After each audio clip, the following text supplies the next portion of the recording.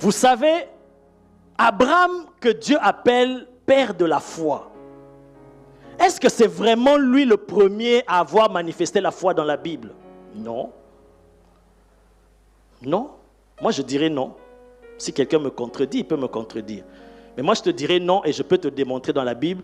Quand tu lis dans Hébreux 11, là où on parle des héros de la foi, quand on dit c'est par la foi, on n'a pas commencé par Abraham. On a commencé par d'autres personnes. Mais pourquoi on l'appelle le père de la foi?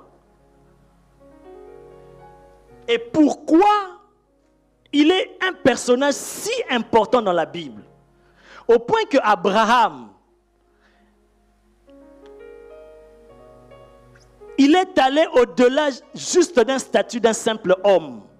Abraham est devenu une entité. Au point que quand les gens mouraient avant Jésus, la Bible dit que les gens allaient dans le sein d'Abraham. Abraham n'était plus un simple homme. Il est devenu une entité. Il y a des gens comme ça, même Moïse, il est devenu une entité. Au point que quand on parle de la loi, on dit Moïse. Les gens comme les David, c'était des gens qui ont marché avec Dieu, qui ont fait des exploits et qui sont devenus des hommes extraordinaires, qui ont tellement marqué le cœur de Dieu.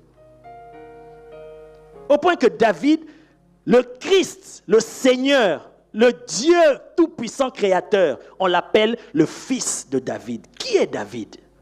Mais ce n'est pas le sujet du jour.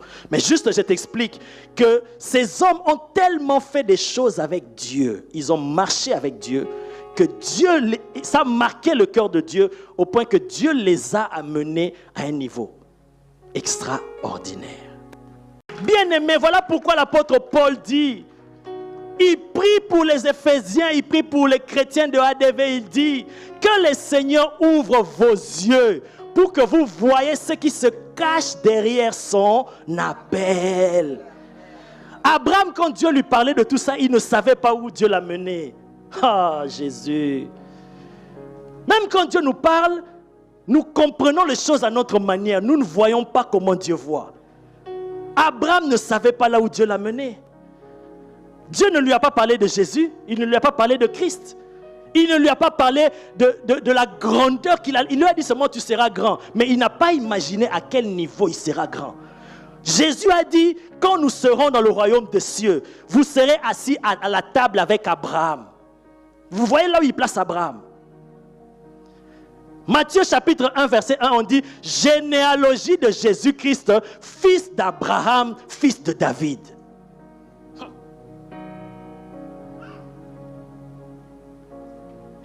My God. Est-ce que Dieu n'a pas accompli tout ce qu'il avait promis? Il avait accompli. Ça veut dire que tout ce qu'il t'a promis, il va l'accomplir. Simplement marche avec Dieu. Sois sans crainte. Aie la foi en Dieu. La foi qu'Abraham a eue. Ne pose pas trop de questions à Dieu. Même si tu ne comprends pas des choses aujourd'hui, fais-lui confiance. Dieu accomplira ce qu'il t'a promis.